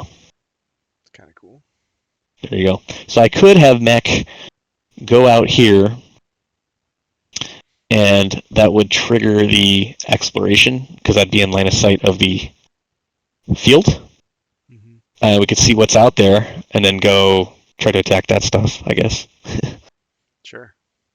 It's going to be nothing but peasants and chickens. So we're using reserve group A in this case. And looking at there, you can see there's just one token with 3x peasants, and then 2 chicken tokens. So 1 hour per round, 4 hours. Well, but yeah. training mode. Yeah. Play it on double. Yeah. Okay. Well, so I'll have. In spite of the complexity. You're learning. Yeah, I'm learning. Yeah, this is a huge step up from Hero Quest. So I'm using Mech's movement, well, and which he gets I don't a play 7. a lot of these modern games anyway, so I mean some of the stuff might. Yeah, be familiar that's the thing. If I had. If you sat with me and my buddy the other day and busted out Voidfall, your brain would melt. Like it's the most complicated game I've ever played. We got through like 1 round of it in like 5 hours. Some people like that. They want to just be totally lost in that experience. Yeah, that's how we were when we were playing Nemesis. I mean, this so far though, this is still within acceptable limits. It's not that bad. It really isn't. Yeah. So Mech has stepped out 1, but he's invisible technically. And so now we're going to do the exploration for this is a 4x4 area. So they won't be able to be visible. Let's see, there's 3 things in that. 3 tokens total? Yeah. So we'll do the same thing here. According to the quest book. Yeah. Yep. It's all based on what the quest book tells you to do. So it's probably good that I'm not looking at it, so it's more mysterious. Oops. Oh, okay. It hit the other dice, so now you gotta go to the pile. Is that a cheating? Yeah. It's automatic 2 health. I'll allow it. Okay. So this is coming out of the reserve pile, which I have here. So we'll just take that. And now, why is it the reserve pile? Because it says to. There's a secondary reserve dictated by the letter A, and when you're spawning this field, it calls for A. It calls for the reserve pile. Fair enough. Whereas this just says spawn 3 enemies, spawn 4 enemies, spawn 4 enemies. Anytime it's a number, it's coming out of the main reserve at the top, which in this case is my pile over here. Rules as written. Then here's the stuff we've already spawned. The 2 peasants and the dog. Yeah. That's how that's determined. So secondary. There's one here, and then there's one in the back corner, up there, right next to the bell. I'll slide all this out of my way, and then we'll flip these over. You can flip them whichever way; it doesn't matter because you don't know which way it's facing. All right. There's a chicken. Peasants. Ah, damn it! They're facing this way. I was hoping they would look this way so we could sneak up on them. There's the other chicken. So the chicken tiles just stay because there is no chicken miniature. Sad. Yeah, that should. But we can didn't reach that stretch goal. Yeah, the chicken stretch goal. We could put the peasants whichever we want. So if we want them like closer, so we can get to them faster, we could do that. Yeah. But they're all facing this direction. So Oris, he took that point of damage. He could walk on that chicken and heal a point. Nice. So Mech, I moved 1. I get 6 more. So they don't get diagonal strikes, so I could be attacked by 2. Only if they have melee 1. So if they have melee, it's just orthogonal. If they have melee 1, that's range 1, which is technically all the squares around the character. Oh wait, right? Like 1. They've got melee 1, and they got range. 1. Oh, range 2 to 4. Yeah. Okay. Range 2 to 4. Yeah. Out. So like Thala, if I were to attack, she can attack up to 6 away. If she attacks one that has not reacted yet, he can't fire back at her because his counterattack it doesn't reach far enough, and so he would lose his counterattack for the round. Mhm. Same if I attack from the rear arc. His only reaction is to turn and face the attacker. He doesn't actually get the counterattack.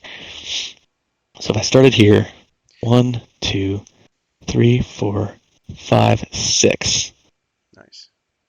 Attack from behind. So yeah, I'll go ahead and do that. Because you bypass the danger zone. Now I noticed Yep. that you did scan some of um, the action cards digitally. Yes, I scanned all of them for the first 4 characters that we're playing. Nice.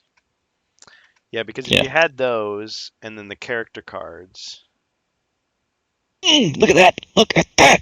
it's kind of all you need. Oh, nice. Yeah.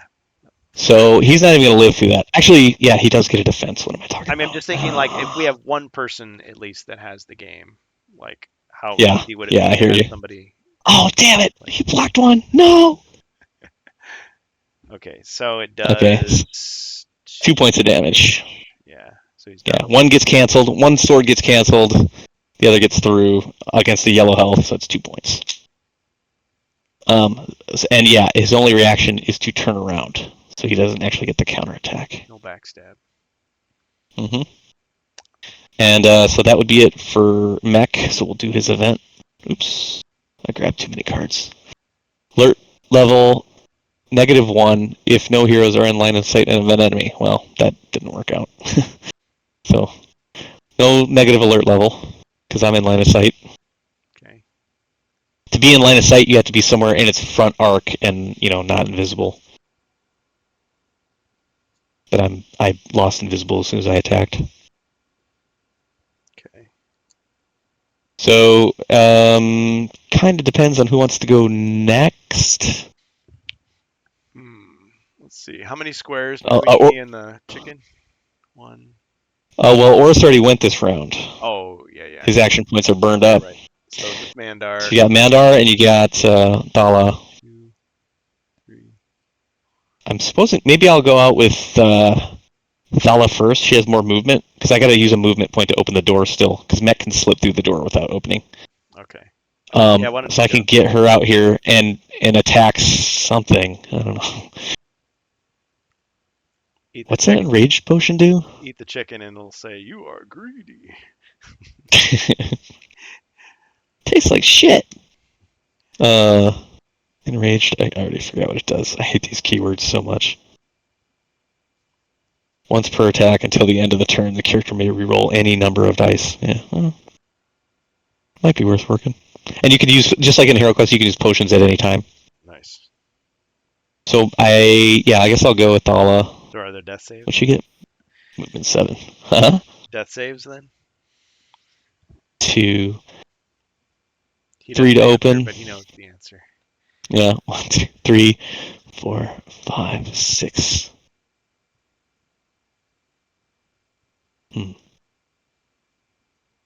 7. Not quite enough to get behind him. I was trying to get behind him on the rear arc and shoot him. Question is, shoot the weak peasant or try to one-shot another one? To get a badass point. Wait, what's his range? 1, 2, 3, 4. If I went here instead, 2, 3, 4, 5, I could shoot him and he couldn't react to me.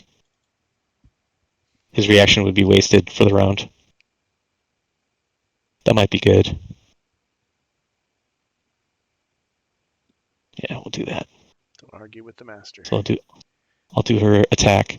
Yeah, so if I shoot this guy, his reaction, his ranged attack is only 2 to 4. So 1, 2, 3, 4. Can't quite shoot back. You can shoot past the chicken. Yeah, the chicken doesn't block line of sight. Chicken shield. I'll roll this and then maybe I'll use that potion. We'll see. All right. Nope, definitely not using that potion. That's about as good as I'm gonna get. That's a great. Okay, so then he gets a defense.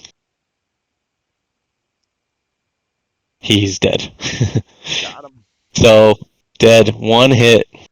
So because of that, normally Loot.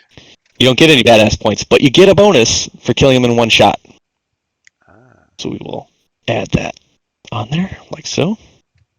You always get the bonus. even if the guy doesn't normally award anything. And then because she killed him, she also gets the loot. Another bow. A bow. Look at that. It's a bow. Put that in her inventory. Dual wielding bows. Yep. Who else could use a bow? Hook 'em I up guess for your fangs. Mech could technically use one, but he doesn't gain the additional. He wouldn't gain the additional white die though. He'd only get the gray. There was that guy. He only had one hand, and I think he could pull the bow with. Well, he had a modified bow. He could pull it with his teeth. Nice. Yeah. Is all his teeth for like facing outwards, I don't know. like sideways? Okay. Okay, and then her event is until the end of the hero phase, double action points. Actions only cost 1 action point. Pretty sweet. So Mandar can do his double action point attacks and movements. That is pretty sweet. I wish we'd pulled that at the beginning of the round. Did you shuffle those cards? That's how it always. That's my only concern with So sleeves is like, okay, the shuffling can kind of ding them up. yeah, it gets a little funky. So Mandar, I mean, obviously you're gonna have to move. Yeah. But you could do the double action point one for a single action point now, so you can get movement 9 instead of 6. Okay. Yeah. So move him. And then you can do the double action point attack plus brutality too. So that's cool. But I still got to open the door, or is it already open? It's open. I opened it. Okay. That's why I went first. You didn't close it. Slam the door in its face. It's still open. Yeah, stay in there. Oh, I see it now. So you get 9 move. It does show it that way. Okay. Yeah, I wish I want to print some doors or something. These are really hard to tell on camera. You just need to 3D print the ones from Against the Ogre Horde, the portcullis doors. Yeah. All they've done so far are the barrels and the crates, and I haven't even painted the barrels yet. I just got primer on them. The Dwarven Forge terrain and just empty your bank account. Oh God! Right. Yep. There goes my house fund. This is my house now. Yeah, Dwarven Forge is my house. Yeah, it's made us 3D printed resin. Okay. Yeah. Let's. So you can move 9. Send him forward. Just, I guess, the shortest route. 3, 4, 5, 6. What's his range on his staff? 3 to 4. 1, 2, 3, 4. I guess he technically has range to both of these guys right now. Let's kill. Unless you want to get closer. Kill the weaker one that has his back to me. Well, here's the thing. You can do the double action point attack because it only costs 1 this round so because of the previous event. The other guy. You could try. You could do attack plus brutality, which basically is you're going to roll your great eye, and then whatever it lands on, you shift it up 1 color. Okay. So that's up to you. Sure, if you think that's better. Go for it. So I'm rolling. I don't know. Gray. It's a gamble. Yeah. So if it's orange, I mean, you shift to red, and he's basically dead. Okay, red. It's already maxed. So I shift to, so you'd roll to white, and he just like explodes. Yeah.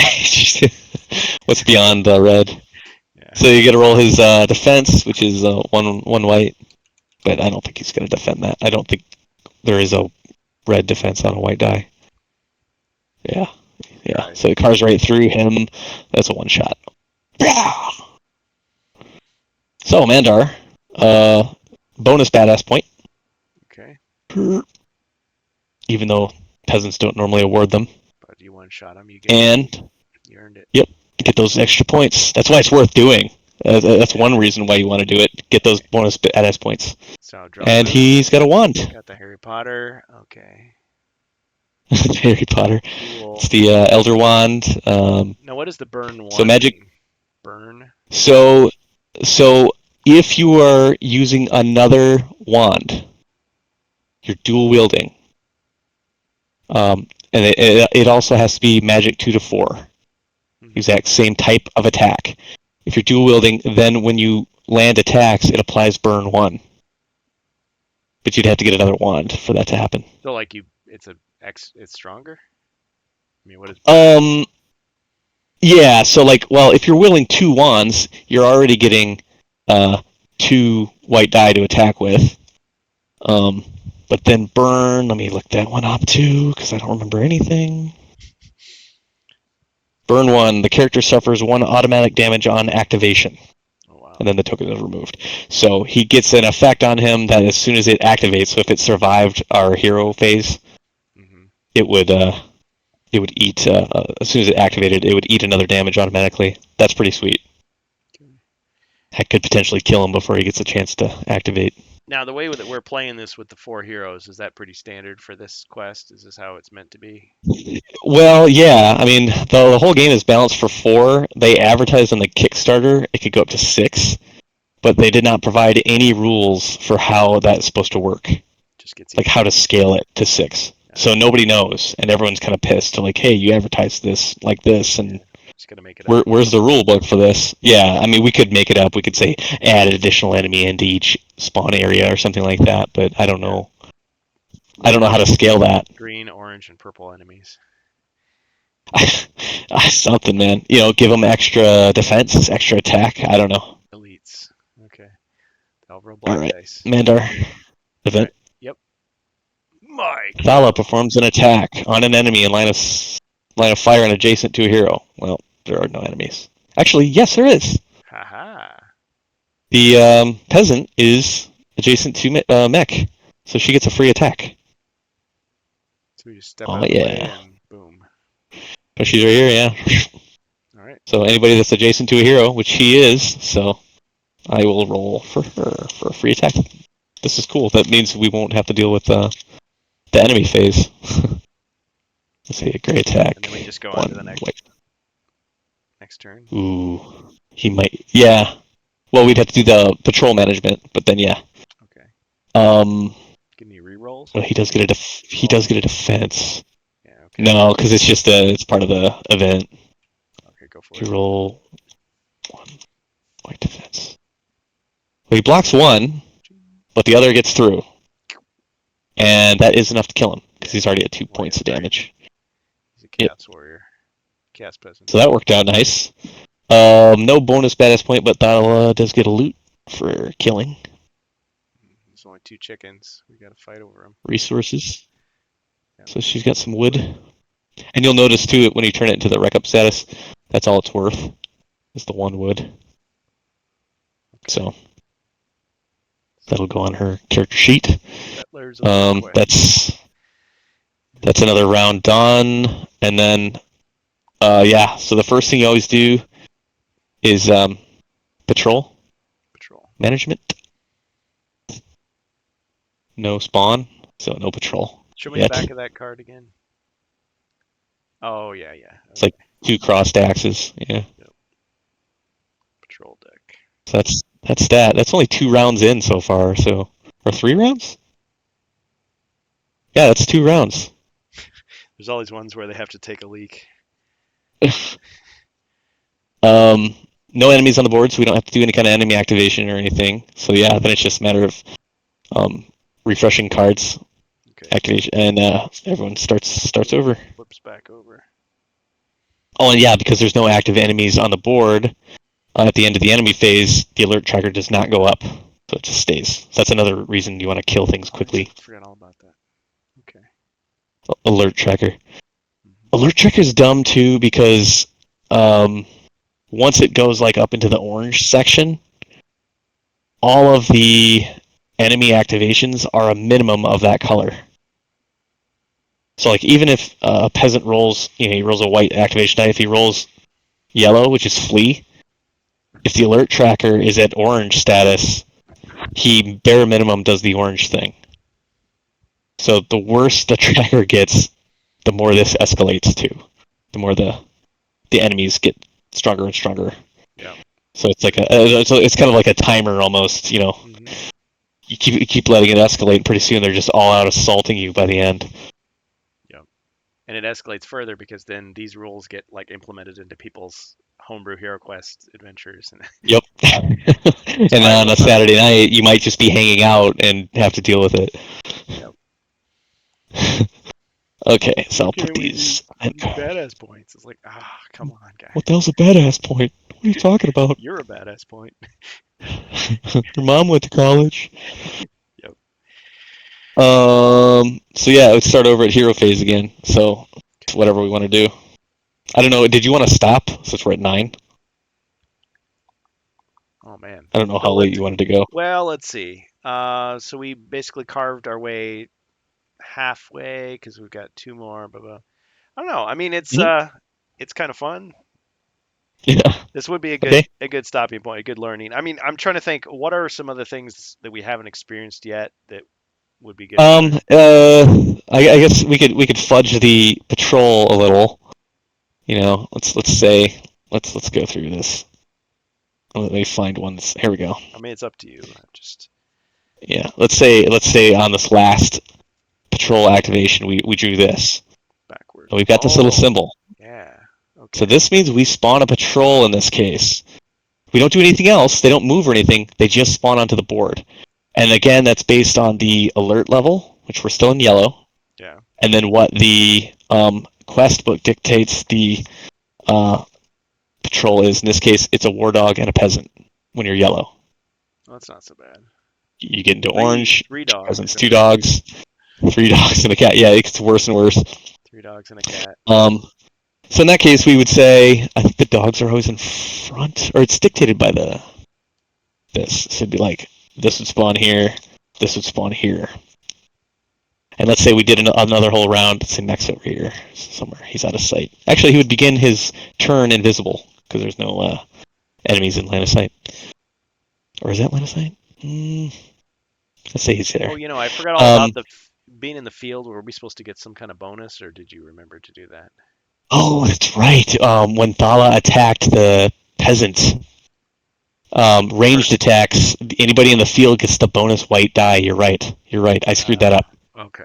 See, Yep. even the great It's so Ruby easy to forget. makes It's so easy to forget, and I do it. And if you watch my videos, Oh man. I screw up constantly. I'm screwing up when I go back Yeah. and watch it again. I'm like, oh, I missed that. I missed this. Yeah. It's like when What am I I was doing? trying to play Space Crusade against myself. I was like having such a great time, and then afterwards, it's like, oh shoot, I did Oh, it shoot, wrong. I didn't do that. I didn't do this. Yeah. I'm an idiot. So let's say we did another whole round and no enemies on the board or whatever, and then we got back to patrol phase again. Heroes are all done taking their turns and doing their events. Mhm. Then we would draw another event, and this would dictate what they do. The existing one, because the quest book tells you there's a blue patrol, follows that blue patrol path, which is here. Okay. And there's only one maximum that can be on the board at a time. So if I drew another card that had that symbol on it up in the upper right corner, another patrol would not spawn, only the one. Now the later quests allow multiple patrols, and there's multiple pathways. There's here's a blue pathway going this way and a red pathway going this way, and each one can have multiple patrols. It gets pretty hectic. I'm just thinking But of the sheer number yeah, of miniatures included in this package. Do you even need that many, or are they just? I I experienced something in the second quest, and you could probably watch this when you get a chance. I experienced a kind of weird, and this is another thing that I thought was kind of a poor design thing. Here's what kind of happened. There was imagine there's no house here. Imagine the wall is along here, and they could see clearly because this is within their front arc, right? Mhm. Side to side and then towards the front. I had ended up in the second quest somehow getting myself like this right when one spawned. Now what happens is one of the patrol people immediately becomes a bell ringer. In that case, it's always the human. If it's a choice between a dog and a human, which is like a little bell ringer token that goes next to them. Basically, I'm knocking stuff around. Basically, once one of the patrol members becomes a bell ringer, its only purpose is to run towards the bell and ring it. And each time it rings it, it's an additional. That's at the end of each patrol Oh, management so phase. it can keep ringing. The alert level skips up much quicker. Oh dang. Yeah. And then every other member of the patrol becomes a normal alert enemy group, which means they no longer count towards the patrol maximum. So you keep spawning So more and more. yeah, and so then the next patrol phase, I spawned another patrol. They had line of sight to these guys who had moved forward, but they were alert. One was a bell ringer, the other is an alert enemy. As soon as a patrol or any enemies have line of sight to an alert enemy, they become alert. So they become another normal group again. They're no longer a patrol, they're just another normal group. They moved forward. The next round, another patrol spawned. So you gotta flee yourself. It was this cascading effect where the board filled with miniatures within like 4 rounds. Oh man. And I basically used like 2 heroes to kind of fend off the onslaught of this infinitely spawning group, and the others I just barely managed to get them to complete the primary objective, and then I just turned around and ran to the exit as fast as I could. I was doing the double action point movements, and just running. In fact, I think I even had some of the heroes take the automatic damage from Oh yeah. the danger zone, Sometimes you have just to get away, because the heroes can run faster than the NPCs can, Yeah. and that's the only way I completed quest 2. Well, I It mean was just it was a disaster. but I mean that's kind of cool. And so okay, so they give you that many miniatures just so that you can Yeah, fulfill in that that. horrible event. Yeah, it was terrible. But let's say they're on the board, we've completed our thing, and we go back into another patrol phase. We draw a card, and it dictates what they do. Yep. An enemy stops, turns around to relieve itself, and the patrol moves 3 squares. So this guy turns, he's taking a leak, and this guy goes 3. Yeah. Yeah. Don't And peek. so he's no longer part of the patrol. He's now just an inert enemy that stays there forever. Unless another patrol comes along and crosses his path, and he becomes part of that patrol. So let's say that happened to him, and he was like here. Interesting. They got to here maybe, and he turns around and he's taking a piss on this barrel, and this guy moves on. If another patrol comes along, he'll become part of that patrol and then carry on with it. Then there's also patrol cards that make them move backwards. So like in this case, the patrol moves backwards 3 squares without turning around. So they literally just go, and he would rejoin the group. And then the next one might make him, take off. So there's very random behavior when it comes to the patrols. But yeah, having that kind of runaway spawning was terrible. I Again, was like, oh my god, I'm gonna lose this. I just filmed this for like 2.5 hours, and I'm gonna have to do it again. this reminds me though of again something in Dead of Winter. That there's it's like you've got the survivors in their little hut, and you're trying to like get food and stuff, but then like zombies keep spawning outside, and so eventually they can Yeah, like fill up. Of course, now that game they're like cardboard standees. They're not plastic miniatures. right. But I guess just like other games, you could spend all your money on plastic. Yeah, yeah. This definitely came with a ton of plastic. But I mean, you do have some Hero Quest adventures where you've got spawning monsters. So, Yeah. and it's like, yeah, you just need to run. Yep.